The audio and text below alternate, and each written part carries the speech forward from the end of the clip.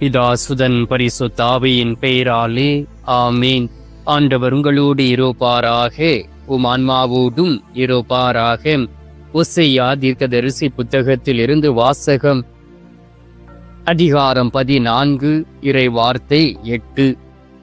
நானே அவனுக்கு செவி சாய்த்து அவன் மேல் அக்கறை கொண்டுள்ளேன். நான் பசுமையான தேவதாரு மரம் போன்றவன். உன் கனி எல்லாம் என்னிடமிருந்தே வரும். ஆண்டவரின் அருள்வாக்கு. இறைவா உமக்கு நன்றி. எங்கள் பரலோக தந்தையே, இயேசு கிறிஸ்துவே, தூயனல் ஆவியே, தகப்பனே, இந்த அருமையான காலை பொழுதிற்காக உமக்கு நன்றி சொல்லி உம்மை துதிக்கிறோம் அப்பா. எங்களுடைய வாழ்க்கையிலே மீண்டும் ஒரு நாளை கூட்டி கொடுத்து எங்களை ஆசீர்வதித்து உமது மகனாக உமது மகளாக உருவாக்கி இருப்பதற்காக உமக்கு நன்றி சொல்லி உம்மை துதிக்கிறேன் அப்பா. தூயதோர் இதயத்தை எங்களுக்குள் படைத்திருப்பதற்காக உமக்கு ஸ்தோத்திரம்.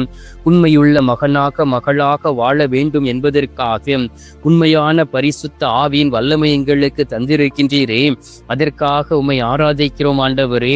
பரிசுத்த ஆவியானுடைய பலத்தோடு சாத்தானை எதிர்த்து போராட மனப்பக்குவத்தை கொடுத்திருப்பதற்காகவும் உமக்கு நன்றி சொல்லி உம்மை துதிக்கிறேன் ஆண்டவரே. நாங்கள் சோர்ந்து போனாலும் ஆண்டவரே, உமது வார்த்தையின் வழியாக எங்களை திடப்படுத்துவதற்காக உமக்கு நன்றி. நல்லதொரு கனிகள் கொடுக்க ஆண்டவரே, எங்களை நீரோடை ஓரம் நடப்பட்ட மரத்தை போல் எங்களை செழிக்க செய்திருப்பதற்காக உமக்கு நன்றி அப்பா. ஏழை எளிய மக்களுக்கு உதவி செய்ய நல்ல மனப்பாங்கை கொடுத்திருப்பதற்காகவும் உமக்கு நன்றி சொல்லி உம்மை துதிக்கின்றேன். ஆண்டவராகிய இயேசு கிறிஸ்துவை, அதிசயங்களையும் அற்புதங்களையும் செய்யக்கூடிய அன்பு தெய்வமே, தூயாதி தூயவரே, பரிசுத்த நேசரே, எங்களை அனுதினமும் வழிநடத்தி கொண்டு இருக்கக்கூடிய அன்பு தகப்பனே, நம்மை ஆராதிக்கின்றோம், உம்மை வணங்குகின்றோம், உமக்கு நன்றி செலுத்துகிறோம் அப்பா. அனுதினமும் எங்களுடைய தேவைகளை சந்திப்பதற்காக உமக்கு நன்றி. உண்ண உணவும் உடுக்க உடையும் குடிக்க தண்ணீரும் கொடுத்து எங்களை ஆசீர்வதித்து உமது திட்டங்கள் எல்லாவற்றையும் வெளிப்படுத்துவதற்காக உமக்கு நன்றி அப்பா.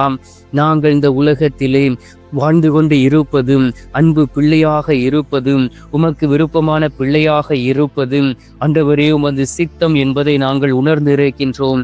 எத்தனையோ முறை தவறு செய்தும் பிறகும் கூட எங்களை தண்டித்து விடாதபடி எங்களை திருத்தி மீண்டும் உம்மை நோக்கி திரும்ப வழி அமைப்பதற்காக உமக்கு நன்றி சொல்லி உம்மை துதிக்கிறேன் அப்பா.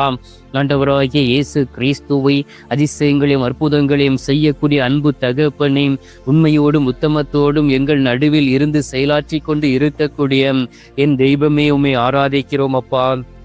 தகப்பனே, இந்த நாட்களிலே உமக்கு எதிராக குற்றம் புரிந்தோம், உமக்கு எதிராக பாவம் செய்திருக்கின்றோம், உம்மை வேதனைப்படுத்தி இருக்கின்றோம்.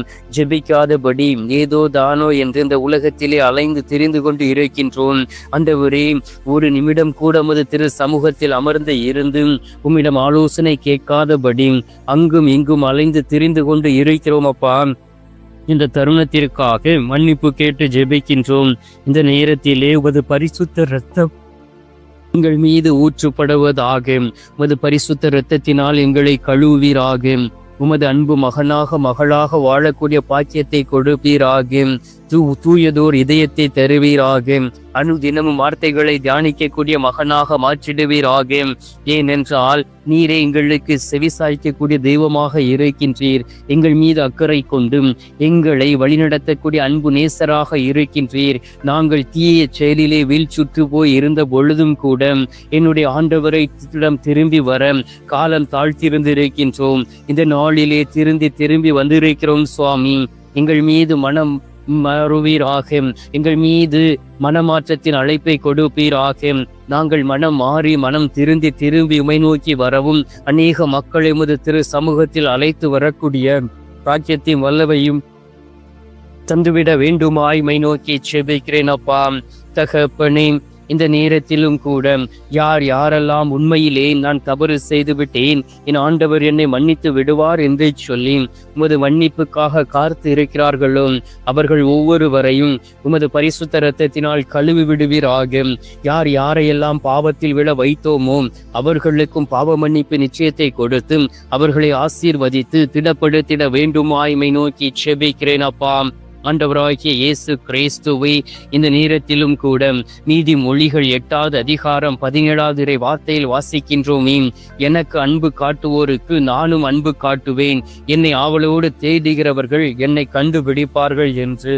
ஆம் தகப்பனே, உம்மை ஆவலோடு நாங்கள் தேடி வந்திருக்கிறோம் சுவாமி. உம்மை விட்டு பிரிந்து போய்விடக் கூடாது என்பதற்காகவே, என் ஆண்டவரோடு இணைந்திருக்க வேண்டும் என்பதற்காகவே அதிகாலையிலே அநேக பிள்ளைகள் உம்மை தேடி வந்திருக்கிறார்கள். அவர்கள் ஒவ்வொருவரையும் அது கரத்தில் ஒப்புக்கொடுத்து செபிக்கிறேன் சுவாமி.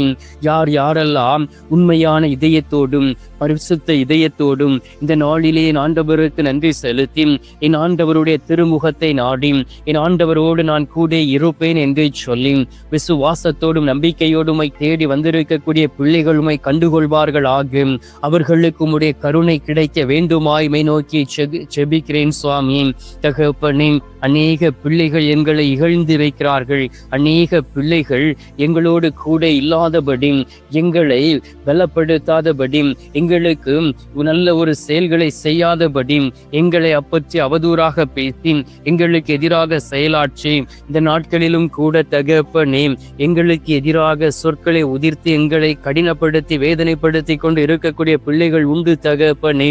அப்படிப்பட்ட ஒவ்வொருவரையும் உமது கரத்தில் ஒப்புக்கொடுத்து ஜெபிக்கின்றேன். ஒவ்வொருவரையும் ஆசீர்வதிப்பீராக, ஒவ்வொருவரையும் தொடுவீராக. உமது அன்பு கரம் ஒவ்வொரு பிள்ளைகளையும் தொடும் பொழுதும் உண்மையிலும் உண்மையுமாக அவர்கள் மாசு மறுவற்ற பிள்ளைகளாக மாறி விடுவார்கள் என்று விசுவசிக்கிறோம் சுவாமி. என் ஆண்டவருக்கு நன்றி பலி செலுத்தி என் ஆண்டவர் கொடுக்கக்கூடிய அனைத்து அருள் ஆசீர்வாதங்களையும் பெற்றுக்கொண்டு நடக்கக்கூடிய பிள்ளைகளாய் மாறிவிட வேண்டுமாய்மை நோக்கி ஜெபிக்கிறேனப்பா. திருப்பாடல்கள் 50வது அதிகாரம் 15வது இறை வார்த்தையில் சொல்லப்பட்டு இருக்கின்றது, துன்ப வேளையில் என்னை கூப்பிடுங்கள், உங்களை காத்திடுவேன், அப்பொழுது நீங்கள் என்னை மேன்மைப்படுத்துவீர்கள் என்று. ஆம் தகப்பனே, துன்ப துயரங்கள் எங்களை சூழ்ந்து வரும் பொழுதும் ஆண்டவரே நாங்கள் உம்மை மேன்மைப்படுத்தி அந்த துன்பத்தின் வழியாக என் ஆண்டவர் தரக்கூடிய ஆசீர்வாதங்களை பெற்றுக்கொண்டு என் ஆண்டவர் கற்றுக் கொடுக்கக்கூடிய காரியங்களை கேட்டு நடக்கக்கூடிய பிள்ளைகளாக மாறிவிட வேண்டுமாய் உம்மை நோக்கி ஜெபிக்கிறேன் அப்பா. யார் யாரெல்லாம் உம்மை நோக்கி ஜெபிக்கிறார்களோ அவர்களுக்குள்ளே தூயதோர் உள்ளத்தை கொடுப்பீராக, பரிசுத்த ஆவியானுடைய பலத்தை கொடுப்பீராக, பரிசுத்த ஆவியானுடைய வல்லமையும் ஆசீர்வாதத்தையும் கொடுத்து அவர்களின் ஆண்டவரோடு கூட இருக்கக்கூடிய மன பலத்தை தந்துவிட வேண்டுமாய்மை நோக்கி ஜெபிக்கிறேன் அப்பா. இந்த நேரத்திலும் கூட யார் யாரெல்லாம் நோய்வாய்ப்பட்டு மருத்துவமனையில் சிகிச்சை பெற்றுக் கொண்டு இருக்கிறார்களோ, கொடுமையான நோய்களினால் பாதிக்கப்பட்டு இருக்கிறார்களோ, வேதனையுற்ற மனிதர்களாக இருக்கிறார்களோ, கஷ்டத்தோடும் துன்பத்தோடும் வாழ்ந்து கொண்டு இருக்கிறார்களோ, ஐயோ நான் நோய்வாய்ப்பட்டு விட்டேனே, எனக்கு யார் இருக்கிறார்கள், என்னுடைய நோய் சாவில் முடிந்து விடுமோ, எனக்கு பயமாகவும் அச்சத்தோடும் இருக்கிறேனே, இந்த நாட்களில் நான் எப்படி வாழ்ந்து விடுவேன் என்று சொல்லி இந்த நாட்களில் உம்மை நோக்கி ஜெபிக்கக்கூடிய பிள்ளைகள் உண்டு. மன உளைச்சலோடும் மருத்துவமனையில் இருக்கக்கூடிய குடும்பங்கள் உண்டு. மன வேதனையோடும் இருக்கக்கூடிய தாய் தகப்பன்களும் குழந்தை செல்வங்களும் உண்டு தகப்பனே. ஒவ்வொருவர் மீது உமது பரிசுத்த இரத்தம் ஊற்றப்படுவதாக உமது மாசு மறுவற்ற கரம் ஒவ்வொரு பிள்ளைகளையும் தொட வேண்டுமாய்மை நோக்கி ஜெபிக்கிறேன் அப்பா. நீர் அவர்களை தொடும் பொழுதும் உண்மையிலும் உண்மையுமாக அவர்கள் தொடப்படுவார்கள், அவர்கள் ஆசீர்வதிக்கப்படுவார்கள், என் ஆண்டவரை அறிந்து கொள்வார்கள், என் ஆண்டவருக்கு உகந்த ஒரு வாழ்க்கை வாழ்வார்கள் என்று விசுவசிக்கின்றோம். அதிசயங்களையும் அற்புதங்களையும் செய்யக்கூடிய தெய்வமேயும் உண்மையோடும் உத்தமத்தோடும் இருக்கக்கூடிய பரிசுத்த நேசரேயும் எல்லோரையும் நீர் ஆசீர்வதியும், எல்லோர் மீது மனம் இறங்கும், பரிசுத்த ஆவியானுடைய பலத்தையும் வல்லமையும் கொடுத்திட வேண்டுமாய்மை நோக்கி செபிக்கிறேன் அப்பா. இந்த நேரத்திலும் கூட உத்திரிக ஸ்தலத்தில் இருக்கக்கூடிய ஆத்துமாக்களை நினைவு கூறுகின்றோம். யாதும் அறியாத ஆத்துமாக்களை நினைவு கூறுகின்றோம். மறக்கப்பட்ட ஆத்துமாக்களை நினைவு கூர்ந்து ஜெபிக்கின்றோம். அவர்களுக்கும் அது திரு சமூகத்திலே நித்திய இளைப்பாறுதலை தந்துவிட வேண்டுமாய்மை நோக்கி ஜெபிக்கிறேன் அப்பா. ஆண்டவராகிய இயேசு கிறிஸ்துவை இந்த அருமையான நேரத்திலே நீர் எங்களுடைய ஜெபத்தை கேட்டதற்காக உமக்கு நன்றி. ஜெபத்தை கேட்டு பதில் தந்திருப்பதற்காக உமக்கு ஸ்தோத்திரம் ஸ்தோத்திரம் ஸ்தோத்திரம்.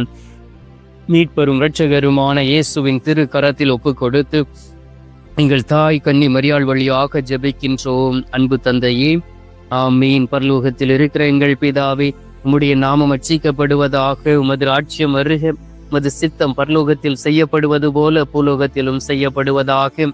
எங்கள் அனுதின உணவை எங்களுக்கு இன்று அளித்தருளும். எங்களுக்கு தீமை செய்கிறவர்களை நாங்கள் பொறுப்பது போல எங்கள் பாவங்களை பொறுத்தருளும். எங்களை சோதனை விழவிடாதையும் தீமையில் இருந்து எங்களை ரட்சித்தருளும். ஆமேன். அம்மா தாயே, ஆரோக்கிய மாதாவே, வேளாங்கண்ணி அன்னை, அமலோற்ப தாயே, பூண்டி மாதாவே, அனுதினமும் எங்களுக்காக பரிந்து பேசும் அன்பு தாயே, கன்னி தாயே, உமது அன்பு பிள்ளைகளுக்காக பரிந்து பேச வேண்டுமாய்மை நோக்கி ஜெபிக்கிறோம். அன்னையே, அருள் இறைந்த மரியே வாழ்க. கர்த்தர் உடனே பெண்களுக்குள் ஆசீர்வதிக்கப்பட்டவள் நீரை.